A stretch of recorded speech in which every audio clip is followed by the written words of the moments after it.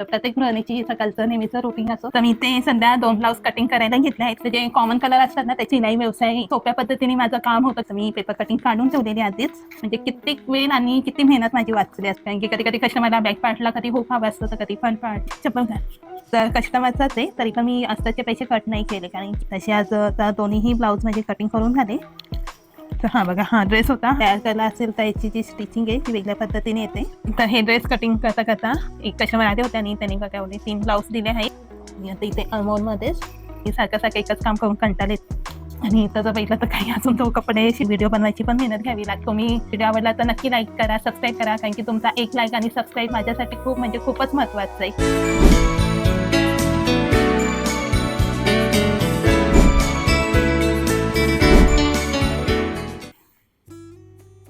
नमस्कार, कशा आहात सगळे? आणि आता सकाळची वेळ आहे आणि सकाळचा वेळ म्हटलं का प्रत्येक गृहिणीचं जे घरातली कामं असतात, मग त्याच्यात मुलांचा डब्बा, पाणी, कपडे, भांडी, लादी, तर या सर्व गोष्टी सकाळी चालूच असतात. तर प्रत्येक गृहिणीची सकाळचं नेहमीचं रुटीन असो. तर मी पण इथे माझी पण सर्व कामं झाली. नाश्ता बनवला, त्याच्या आधी सानूसाठी डब्बा पण बनवला, चपाती, भाजी. आता फक्त राहिले ते दाल भात करायचं. तर ते मी दुपारी बनवेल. आणि आता इथे लादी पुसून घेते, कारण की सर्वात आधी जेव्हा माझा शिलाई व्यवसाय त्याची सुरुवात करायच्या आधी मी पुन्हा लादी पुसून घेत असते. तर 1 तासात मला जेवढे कपडे कटिंग होतील तेवढे कटिंग करून घेणार आहे, कारण की 12 वाजता मला सानूला घ्यायला पण जायचंय. तर लादी पुसून घेते आधी. तर मी ते सध्या 2 ब्लाऊज कटिंग करायला घेतले आहेत, कारण की मला सानूला पण घ्यायला जायचंय. आणि ही जे दोन्ही ब्लाऊज यांना डिझाईन पण आहे. आणि ते हे जास्त बघितलं तर हे लमसममध्ये ब्लॅक कलर आणलं होतं, तर ते 1 मीटर मी काढून घेते. तर जे कॉमन कलर असतात ना, त्याचे मी एक लमसममध्येच घेऊन येत असते. आता ब्लॅक कलर जास्त चालतो, तर ब्लॅकमध्ये त्याच्यानंतर एक राणी कलर पण खूप ब्लाऊज येतात. आता तुम्ही आधीचे पण 2-3 व्हिडिओ बघितले असेल तर त्यात जेवढे ब्लाऊज शिवले ते सर्व राणी कलरचेच होते. असे कॉमन कलरचे लमसममध्येच अस्तर घेऊन येत असते. आणि आता इथे जर बघितला तर माझा जो शिलाई व्यवसाय आहे, तर त्याच्यात जे सोप्या पद्धतीने माझं काम होतं किंवा एकदम सोयीस्कर काम होतं, तर ते ह्या एकाच वस्तूमध्ये येतं, ह्या रजिस्टर बुकमध्ये. त्याचा मला माझ्या शिलाई व्यवसायामध्ये भरपूर मोठ्या प्रमाणात फायदा होतो. आता इथे जर बघितलं तर हा ब्लाऊज मी आधी कटिंग करायला घेणार आहे. त्याच्यावरती मी लेबल लावलेला होता, त्याच्यावरती नंबर पण आहे, ऑर्डर नंबर 569. तर मी लगेच याच्यावरती मला 569 लगेच नंबर भेटेल. तर जे माझे पहिल्या सुरुवातीपासून जे व्हिडिओ बघत आले आहेत त्यांना तर सर्वांनाच माहिती आहे माझी जे शिलाई व्यवसाय काम करण्याची जी पद्धत आहे, एकदम सोपी पद्धत. तर त्यांना माहिती, पण जे नवीन आले आहेत या चॅनलवरती तर त्यांच्यासोबत मी ह्या गोष्टी शेअर करते. आणि पुन्हा जे माझे व्ह्यूअर्स आहेत तर त्यांच्यासोबत सुद्धा मी पुन्हा शेअर करते. तर पुढे आणखीन काही गोष्टी आहेत का ज्याच्यामुळे माझं जे काम आहे ते खूपच इझी आणि लवकर होतो. तर आता इथे मी नंबर काढलाय 569. तर इथे बघा मला सर्व भेटलंय, जी डिझाईन बनवायची त्याची जी माहिती लिहिलेली आहे, तर ते व्हॉट्सअप केले का काय, तर इथं ड्रॉ काढलेलं आहे मी. त्यांना एक डिझाईन कशी पाहिजे, त्याच्यानंतर इथं मेजरमेंट सुद्धा भेटलेलं आहे. आणि हा कस्टमर सुद्धा मला कळला आहे का हा रेग्युलर कस्टमर आहे, म्हणजे याची पेपर कटिंग सुद्धा माझ्याकडे आहे. तर मी पेपर कटिंग काढून ठेवलेली आधीच. हे बघा, जेवढे ब्लाऊज मला स्टिच करायचे त्यांचे सर्वांचे मी पेपर कटिंग पहिलेच काढून ठेवलेली आहे.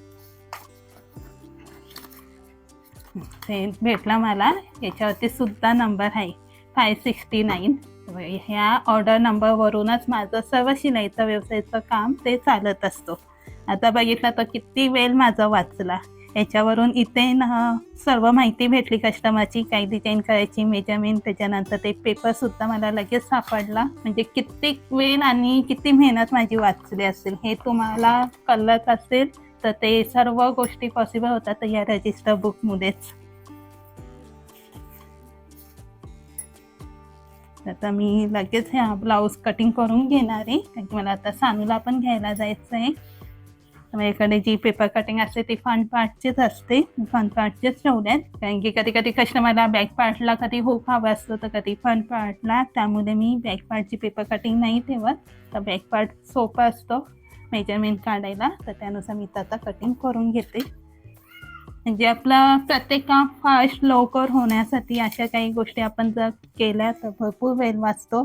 शेवटी आपण जे पैसे घेतो ते आपले वेळ आणि मेहनत या दोन्ही गोष्टी धरूनच आपण आपल्या मेहनतीचे ना वेळेचे पैसे घेत असतो. तर मला आता फटाफट हे जे दोन्ही ब्लाऊज आहे ते पटकन कटिंग करून घ्यायचे, पुन्हा कटिंग करायचे, कारण की मला लगेच सानूला पण 12 वाजता घ्यायला जायचंय आणि आता 11:15 वाजत आले. चप्पल घाल. सानूला घेऊन आली, नाही तर बाईला तसं व कटिंगचं मी तसं ठेवून तिचा टाइम झाला तर तशीच घ्यायला गेले.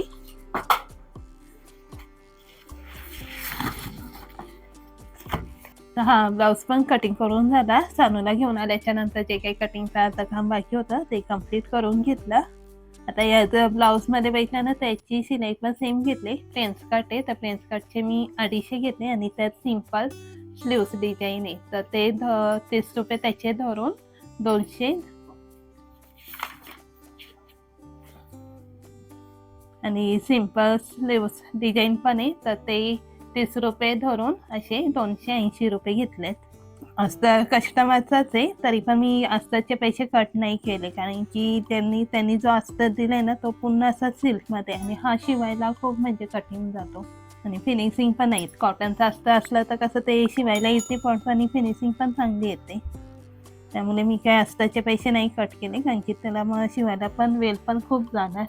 तसे आज आता दोन्हीही ब्लाऊज म्हणजे कटिंग करून झाले आणि हे दोन्ही ब्लाऊज प्रिन्स कट आहेत. म्हणजे मी एका दिवशी प्रिन्स कटच कटिंग करते आणि एका दिवशी कटोरीचं कटोरी. आणि आता ही ब्लाऊज कटिंग करायला घेतलं आणि कटिंग करता करता मला आठवलं की 2-3 दिवसाआधी आहे ना एका कस्टमरचा फोन येऊन गेला तर त्या ताईंचा फोन आला होता ना तर त्यांचं काही ड्रेस होता शिवायचा आणि त्यांना तारीख दिली होती 15 तारीख, म्हणजे 15 तारखेच्याच आसपास. तर त्यांचा फोन आला तर ते म्हणतात की 6 तारखेला मला ड्रेस पाहिजे. आता कसं लेट तारीख दिली आणि त्याच्या आधीच ड्रेस शिवून द्यायचा म्हटलं तर माझं पण रुटीन असतो ते थोडं मग चेंज होतो किंवा जे प्लॅन असतो ते चेंज होतो आणि नाही पण नाही म्हणता येत, कारण की त्या कस्टमरचा फोन होता ते माझे रेग्युलर कस्टमर आहेत आणि टीचर आहेत. त्यांचं जे प्रोफेशनल आहे ते टीचर आहेत आणि चांगल्या स्कूलमध्ये जॉबला आहेत आणि 2 वर्ष झाले ते माझ्याकडे ड्रेस शिवतात. तर आणि असं काय होतं तर आपण नाही म्हटलं आणि त्यांचं काही फंक्शन आहे तर त्यांना 6 तारखेला पाहिजे म्हणजे उद्याच पाहिजे आणि जर आपण नाही म्हटलं तर ते कस्टमर तुटणार, मग दुसरीकडे जाणार ते शिवायला. मग त्यामुळे काय होतं कस्टमर टिकवून ठेवण्यासाठी काही गोष्टी माहितीच करावं लागतो. आता मी त्यांचं इथं चेक केलं तर 15 तारीख होती त्यामुळे मी त्यांचा ड्रेसचं काय अस्तर आणलं नाही, पण उद्याची 6 तारीख आहे आणि ड्रेसला अस्तर पण लावायचं आहे. तर आता मी काय करते जो मेन फॅब्रिक आहे तो कटिंग करून घेते आणि मग उद्या बघते सानूला शाळेत सोडून आल्यावरती मास्तर पण घेऊन येईल, मास्तर कटिंग करून मग शिवून देईल. मग तोपर्यंत आज पायजामा कटिंग करून तो स्टिच करते आणि जो वरचा टॉप आहे तो कटिंग करून घेते.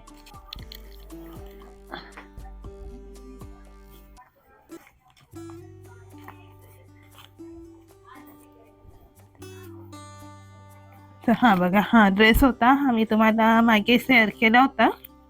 त्याचा जो पायजामा आहे तो अफगाणिस्तानी आणि वरचं जे टॉप आहे तर त्याला नेक तयारच आहे. ते आता प्रेस करून इस्त्री करून घेते, कारण की आज मग पायजामा झाला पाहिजे स्टिच करून. मग वरचा राहील ते उद्या सकाळी करेन अस्तर आणल्यावर. आता कधी कधी अशा काही गोष्टी आहेत आपल्याला कस्टमर टिकून ठेवण्यासाठी ॲडजस्ट करून घ्यावे लागतात. आता हा माझा तिसरी का चौथी वेळ आहे तर कस्टमरला जी डेट दिली त्याच्या आधीच त्यांना पाहिजे. तर हा अखंड पीस होता बॅक पार्ट आणि फ्रंटचा. तर हा बॅक पार्ट मी वेगळा करून घेतला कटिंग करून आणि हा पायजामाच आहे. तर पायजामाला वेगळाच ठेवते. आता बॅक पार्टची कटिंग आहे ती नंतर करणार आहे. तर ती इथं जर बघितलं तर हा तयार करला आहे. तर हे बघा तयार करला. जर हे तयार करला असेल तर याची जी स्टिचिंग आहे ती वेगळ्या पद्धतीने येते. त्याला गला कटिंग नाही करणार, तसं डायरेक्ट ब्लाऊज कटिंग होईल. तर थोडी मला सर्दी पण झाली आणि मी तर विक्स आहे ती घेऊनच बसले. तर आधी हे कसं कटिंग करताना ही डिझाईन नीट व्यवस्थित बघूनच एकावर एक ठेवून घ्यायला लागते. तर सर्व व्यवस्थित लावून घेते, कुठे चुरगळला नाही पाहिजे, म्हणजे घड्या नाही पाहिजेत. ही पण सेंटरची डिझाईन येते, ही पण चेक करते बरोबर सेंटरला आले का.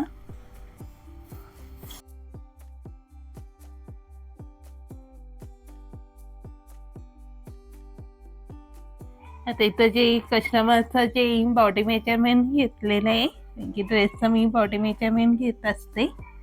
आणि आता सर्वात आधी कटिंग करायच्या आधी जो नेक आहे तो चेक करायचे. तर आता तयार झाला असल्यावरती आधी गळ्याचं सर्वात आधी चेक करून घेत असते. आता हा जर बघितला ना तर हा नेक जो तयार दिलेला आहे तो खूपच छोटा आहे आणि तेवढा छोटा सोडणार नाही, म्हणजे 5 इंचाचाच आहे.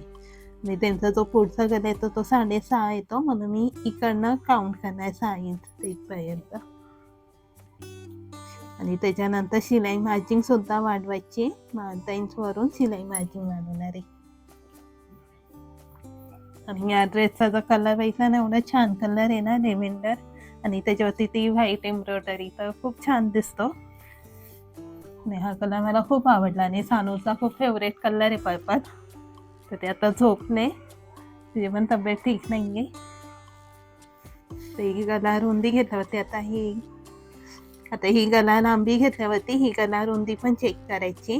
आता गला रुंदी आहे, आता यांचा जो मागचा गला आहे तो छोटा आहे 3 इंचाचा, आणि पॅक गला असतो ना तेव्हा गला रुंदी जास्त घ्यावी लागते, तर 3 इंचच घ्यावी लागणार. जर डीप नेक असतात त्यांचा मागे, तर इथे गला रुंदी मला 2.5 इंचाची घ्यावी लागली असते आणि थोडी त्याची शिलाई द्यावी लागेल. पण आता ह्या पॅटर्नमध्ये मला तसं काही करायचं नाही आहे, कारण की मागचा जो गला आहे तो पॅक आहे, त्यामुळे 3 इंचावरती हा बरोबर नेक बसून जातो. त्यामुळे मी डायरेक्ट कटिंग करू शकते. आता शोल्डर आहे 15.5, 15.5 आहे ना 7.25. तर शोल्डर पण आहे 15 इंच आणि 15चा अर्धा आहे ना 7.5 इंच. आणि बाकी जसं मी माझ्या कटिंगच्या पद्धतीनुसार मग घेत असते त्यानुसारच ड्रेसचं पण घेत असते. तर ही सर्व कटिंग मी आता पुन्हा करून घेते. तर हे जे तयार नेक होता म्हणून याचं जे मेजरमेंट कसं चेक करून कटिंग करायचं असतं हे तुमच्यासोबत शेअर केलं आज. ते पुन्हा मी कटिंग आता करून घेते. तर आता इथे मी ड्रेस कटिंग करायला घेतले आणि मग हे 2 ब्लाऊज कटिंग केले होते. तर आता ब्लाऊज आणि ड्रेस याच्यात कटिंग करायचा म्हटलं तर दोन्ही गोष्टीमध्ये खूप डिफरंट आहे. आता आपण जेव्हा ब्लाऊज कटिंग करतो तर ब्लाऊजमध्ये सर्वात आधी अस्तर कटिंग करतो, मग ते अस्तर मेन फॅब्रिकवरती ठेवून कटिंग करत असतो. पण ड्रेसमध्ये याच्या उलटा होतो, आधी मेन फॅब्रिक आहे तो कटिंग करावा लागतो ड्रेसमध्ये. कारण की ड्रेसमध्ये आता इथे जर बघितलं तर तयार नाही काही आणि डिझाईन तर असतेच ड्रेसमध्ये. काही प्रिंटेड ड्रेस बघितला तर त्याच्यामध्ये पण डिझाईन असते, मग ते डिझाईन बघून ड्रेसची कटिंग करावी लागते. त्यामुळे ड्रेसमध्ये पहिले मेन फॅब्रिकवरती कटिंग करते, मग नंतर तो मेन फॅब्रिक अस्तरवर ठेवून मग अस्तरची कटिंग करते. पण अस्तरची पण कटिंग करताना काय करते, इथे अर्धा इंच एक्स्ट्रा ठेवून कटिंग करत असते. आता मी इथे बॅकपार्टची कटिंग करायला घेतली. आता बॅकपार्टची कटिंग करताना काय केले, जो फ्रंट पार्ट आहे जो मेजरमेंटनी कटिंग करायचा होता त्यानुसार मी कटिंग करून घेतला आणि याला काय केलं, बॅक पार्टला आधीच याच्यात डबल फोल्ड केले. आणि इथे जो भाग ठेवलाय ना तर हा मी आधी चेक करून घेतला. त्याला स्लीवची जी लांबी आहे तर स्लीवची लांबी घ्यायची मला 14 इंच, कारण की 14 इंचाचे हात पाहिजेत. आणि 1 इंच शिलाई मार्जिंगमध्ये वाढवायला लागेल, 1-1.5 इंच. तर शिलाई मार्जिंगमध्ये 1-1.5 इंच वाढवायला लागेल, तर त्यानुसार हे मी आधी चेक करून घेतलं बसतो का नाही. तर ठीक आहे, बसून जातो. एवढ्या कपड्यामध्ये स्लीवची कटिंग होईल. आता हे झालं सर्व, पण त्यानंतरही इथे आर्महोल आहे तर हा फ्रंट पार्टनुसार मी आर्महोलची कटिंग केली होती फ्रंट पार्टवर. आता मला बॅक पार्टची आर्महोलची कटिंग करायची, तिथं पण मी सेम काय करते, अर्धा इंच वाढवून घेते या साईडून आणि अशी तिरकी रेषा मारून घेते. ते बघा, तर तिरकी लाईन मारल्याच्या नंतर इकडनं पुन्हा 1.25 इंचवरती मार्किंग करणार आहे आणि मग त्यानुसारच इकडनं गोलाईचा शेप घेणार आहे.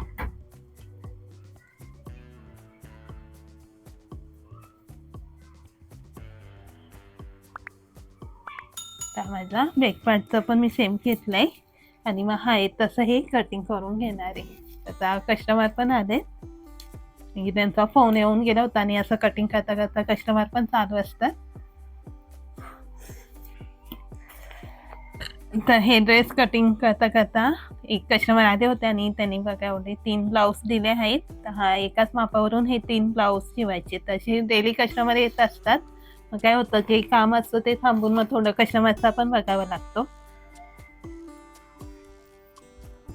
ते मापाला आहे आणि हे 3 या त्यांना सर्वांना लेबल लावायचं आहे. पण आता मी इथं कटिंग करत बसल्यामुळे काही लेबल लावायचं काम मी आता नंतर करते. फक्त त्यांना जे इथं फक्त एंट्री करून घेतलेली आहे रजिस्टर बुकवरती. काय काय करायचं आहे ते लिहिले सर्व. 3 ब्लाऊज आहेत कटोरीचे आणि बटन नॉट आणि लेस लावायची का पायपिंग लावायची हे पण मी त्यांना विचारलं होतं. पण ते म्हटलं की थोडं नंतर सांगते फोन करून.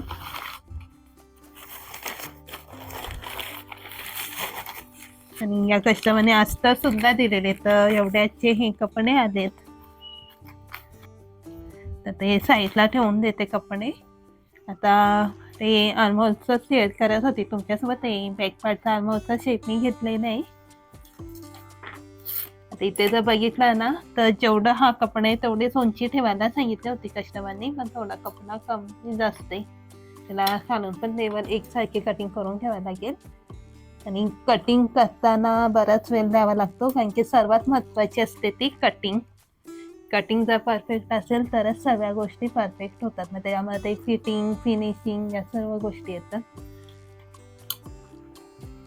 आणि आधी पण एका व्हिडिओमध्ये मी तुमच्यासोबत ड्रेसची जी कटिंग असते त्याच्यातल्या काही महत्त्वाच्या टिप्स शेअर केल्या होत्या. तर इथून जो नापा असतो ना तर नापा इथे कधीच सरळ न ठेवता थोडा गोलाईमध्ये कटिंग करायचा असतो. तर त्यानुसार मी ते गोलाईमध्ये सेम घेतलेलं आहे. 2 लाईनी दिसत असे सरळ आहे आणि वरून गोलाईमध्ये घेतले. कारण की जेव्हा आपण हे कट असतं ना ते कट स्टिच करतो ना आणि जर सरळ ठेवली ना खालची लाईन मग त्याचे साईडून टोकं दिसतात.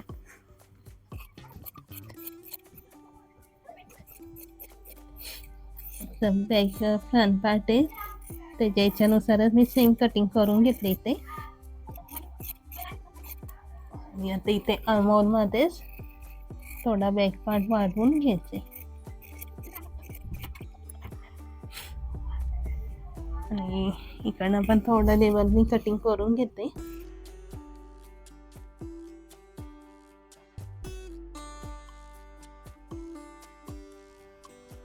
ते सर्व कटिंग करून घेते आणि पायजमाची कटिंग मी नंतर करते कारण की कंटिन्यू मी कटिंगच करायला बसले. तर थोडा मध्ये ब्रेक पण घेते कारण की कसं कंटिन्यू करायला बसलं ना काम तो जो कामाचा स्पीड आहे तो आपोआप कमी होतो. मग थोडा मध्ये ब्रेक घेतला किंवा थोडा रिलॅक्स झाला तर मग काम पण आपला व्यवस्थित होतो. कंटिन्यू कोणतंच काम फास्ट होत नाही आहे. तर आता हाताची कटिंग करून झाल्यावरती मग थोडं हे काही जे बघितलं तसं आजूबाजूला भरपूर कपड्यांचे तुकडे ते हवेने उडून सर्व पसरले तर ते झाडू पण मारून घेते आणि मग थोडं चहा पाणी घेते. आता सर्दी भरपूर झाली त्यामुळे आता काढा बनवूनच घेते. तर आता बरेच कपडे कटिंग करून झाले आणि सारखं एकच काम करून कंटाळा येतो. तर इथे बघा मी भाजी नेसायला घेतले. तर ती भाजी काय तुम्हाला दाखवते. आणि त्याचं बघितलं तर काही अजून तो कपडे शिवायचा जो प्लॅन आहे तो पण करून ठेवले. तर हा ड्रेस आहे कस्टमरचा आहे हा ड्रेस. त्याला काय करायचं आहे शोल्डर कमी करायचं आहे. तिकडनं 1.5 इंच शोल्डर कमी करून द्यायचे आणि आतमध्ये ना स्लीव्स पण आहे. मग ते स्लीव्सचाच कपडा यूज करून मग इथे पायपिंग करून देणार आहे. तर हा एवढा अंतरचा काम आहे. तर मी जेव्हा स्टिचिंग करायला बसेल तर सर्वात आधी हा काम कंप्लीट करून टाकेन. त्याच्यासाठी मी हा काढून ठेवला आहे. तर माझा असा प्लॅन असतो आधी काय करायचा मग त्याच्यानंतर काय करायचा. आणि इथं जर बघितली तर सानू पण उठले आणि सानू बघा सानू पण माझा व्लॉग करत असते. तर तिचा कॅमेरा आहे. दाखव कॅमेरा तुझा. चार्जिंग नाही आहे तर आपण चार्जिंग करू. दाखव असं इथून दाखव. तर हा बघा सानूचा पण कॅमेरा आहे छान. तर ती पण व्लॉग करत असते. हां छान आहे ना. तर सानूचा कॅमेरा कसा वाटला नक्की कमेंट करून सांगा. आणि आता ही जी भाजी बनवायला नाही घेतलं ॲक्च्युली, तर हे बिल्ड आहे पावसाच्या दिवशी खास करून हा बनवला जातो. तर सानूला खूप आवडतो. तर याला कसं आहे 2 दिवस लागतो हा तयार व्हायला. तिथे मोड पण छान आलेत आणि छान असा फुगलाय. आम्ही परवाच्या दिवशी सकाळी भिजत घातला होता आणि काल मग सकाळी ते पाण्यातून काढला आणि त्याला जालीमध्ये ठेवला. जालीचा जो बाऊल होता त्याच्यामध्ये. आणि त्यानंतर त्याला छान असे मोड आले आणि मग आज सकाळी तो पाण्यात भिजवून ठेवला. तर पाण्यात याकरिता भिजवून ठेवला होता कारण की जे साल आहेत ते लवकर निघतात. तसं निसलं ना तर पटकन साल म्हणजे निघून जाते. तर त्यामुळे हे सकाळी पाण्यात भिजवून ठेवलं होतं ना. आता हे मी साफ करून ठेवणार आहे कारण की सकाळी लवकर उठून 6 वाजता उठून ही भाजी बनवायची आहे सानूच्या डब्याला. तर तिला खूप आवडते आणि आणि व्हिडिओ बनवायला भरपूर मेहनत घ्यावी लागते आणि मी डेली व्लॉग करत असते आणि सर्व मॅनेज करत असते. आता तुम्ही बघितला शिलाईचा व्यवसाय, त्याच्यानंतर घरातली कामं आणि त्यानंतर सानूकडे पण लक्ष द्यावं लागतो आणि व्हिडिओ बनवायची पण मेहनत घ्यावी लागते. तर तुम्ही लाईक नक्की करा. व्हिडिओ आवडला तर नक्की लाईक करा, सबस्क्राईब करा कारण की तुमचा एक लाईक आणि सबस्क्राईब माझ्यासाठी खूप म्हणजे खूपच महत्त्वाचं आहे.